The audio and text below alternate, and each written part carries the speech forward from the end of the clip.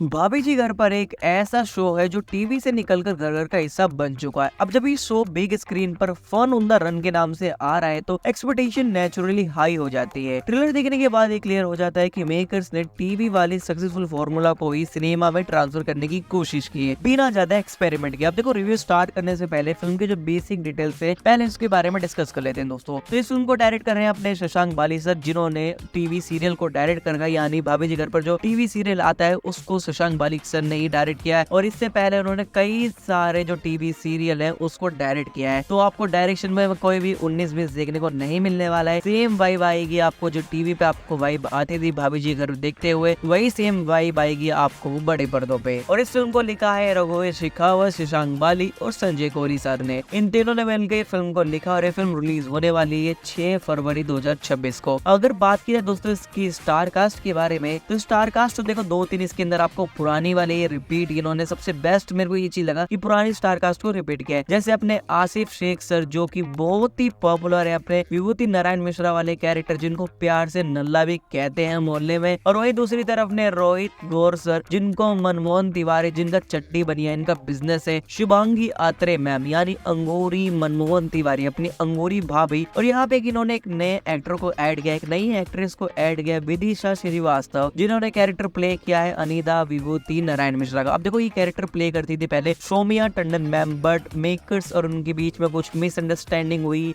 या फिर कुछ शर्तें होंगी। सौम्या टंडन मैम ने इस फिल्म को मना कर दिया और बाद में फिल्म ऑफर हुई विदिशा श्रीवास्तव को। अब ये तो होगी दोस्तों जो मेन स्टार कास्ट है। अगर आपको टीवी अगर आपने टीवी देखा हो तो टीवी में आपको हमेशा ही नजर आती है। लेकिन इसमें इन्होंने 3 नए कैरेक्टर और ऐड किए जो फिल्म को और ज्यादा इंटरटेनिंग और भी ज्यादा एक्साइटमेंट बढ़ा देते हैं। जैसे है रवि किशन, मुकेश तिवारी और दिनेश लाल यादव का कुछ सीन्स आपको ट्रेलर में देखने को मिल जाएगा। मेनली आपको रवि किशन और मुकेश तिवारी की जो डुओ कॉमेडी है वो देखने को मिलने वाली है। अब ट्रेलर देखने के बाद स्टोरी क्या होने वाली है सबसे पहले उसको डिस्कस करते हैं। ट्रेलर देखकर ये क्लियरली समझ में आ जाता है कि इस बार अंगूरी भाभी के पीछे सिर्फ विभूति नारायण मिश्रा ही नहीं बल्कि 2-3 नए कैरेक्टर भी ऐड हो गए हैं। सबसे इंटरेस्टिंग एंगल तब आता है जब रवि किशन का कैरेक्टर अंगूरी भाभी से शादी करने के लिए पीछे ही पड़ जाता है। मतलब पुरानी जेलसी, मिसअंडरस्टैंडिंग और डबल मीनिंग कॉमेडी को और बड़ा स्केल दे दिया गया है। सेटिंग बदली है पर इंटेंशन वही है, फुल टाइम कंफ्यूजन और non stop comedy.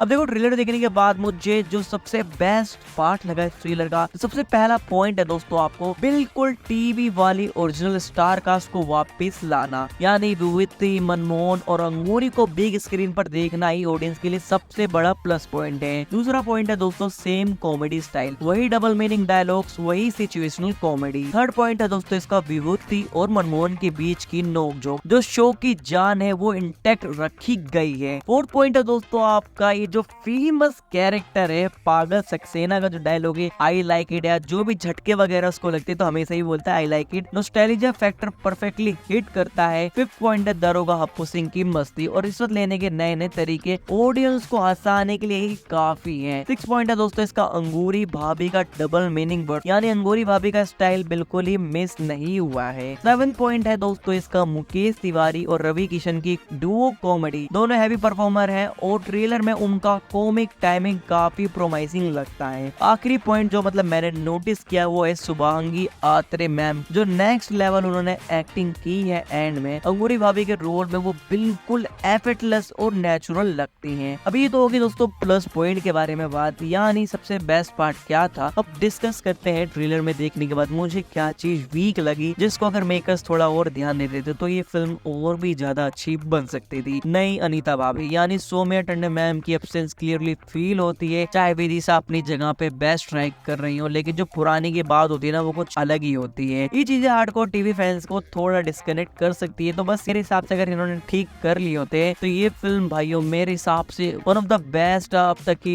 Comedy film हो सकती थी, जिसका सीरियल बना फिर उसके बाद फिल्म भी हिट हुई। तो मेरे हिसाब से ये बन सकती थी। बट बाकी हो तो देखो जब फिल्म रिलीज होगी तब देखेंगे ये फिल्म कैसी होने वाली है। भाभी जी घर पर है फन ऑन द रन का ट्रेलर ये प्रॉमिस करता है कि ये फिल्म टीवी शो का एक्सटेंडेड वर्जन है, कोई अलग एक्सपेरिमेंटल सिनेमा नहीं। अगर आप शो के फैन हो, अंगूरी भाभी के डायलॉग्स, विभूतियों की फ्लोटिंग और मनमोहन की फ्रस्ट्रेशन एंजॉय करते हो तो ये फिल्म आपके लिए ही बनी है। हाँ, जो लोग नए ट्विस्ट, स्ट्रॉन्ग स्टोरी या सिनेमैटिक डेप्थ एक्सपेक्ट कर रहे हैं उन्हें थोड़ा कॉम्प्रोमाइज करना पड़ेगा, लेकिन एक चीज क्लियर है, ये फिल्म लॉजिक के लिए नहीं, सिर्फ और सिर्फ हंसी के लिए ही बनी है। तो फाइनल टेस्ट जो होगा इसका थिएटर में ही होगा। तो और बस इतना ही है, क्या टीवी की कॉमेडी बिग स्क्रीन पर उतनी ही जोर से हंसा पाएगी या नहीं, वो तो फिल्म देखने के बाद ही समझ में आएगी। अगर आपने इसका ट्रेलर नहीं देखा तो जाके चेकआउट कीजिए, बहुत ही बढ़िया ट्रेलर है, बहुत ही बढ़िया कॉमेडी आपको देखने को मिलने वाली है। अगर आपने ट्रेलर देख लिया है तो मुझे कमेंट करके बताइए आपको भाभी जी घर पर है फन ऑन द रन का ट्रेलर कैसा लगा, कमेंट करके जरूर बताना। तो बस यही थी वीडियो। अगर वीडियो आपको पसंद है तो वीडियो को लाइक कर दीजिए और मेरे चैनल को सब्सक्राइब कर दीजिए, क्योंकि हम चाहे भाभी जी टाइप मूवी होगी या जितनी भी अंडररेटेड मूवी होती है उसका रिव्यू हम अपने चैनल पे सबसे पहले लेके आते हैं, चाहे वो ट्रेलर हो, टीजर हो या मूवी की अनाउंसमेंट हो या फिर मूवी रिलीज होगी उसका रिव्यू आपको मेरे चैनल पे सबसे पहले देखने को मिल जाएगा। तो चैनल को सब्सक्राइब कर दे, इस प्रकार की वीडियो अपने चैनल पे लेके आते रहेंगे। मिलते हैं नेक्स्ट वीडियो में, तब तक के लिए जय हिंद, वंदे मातरम।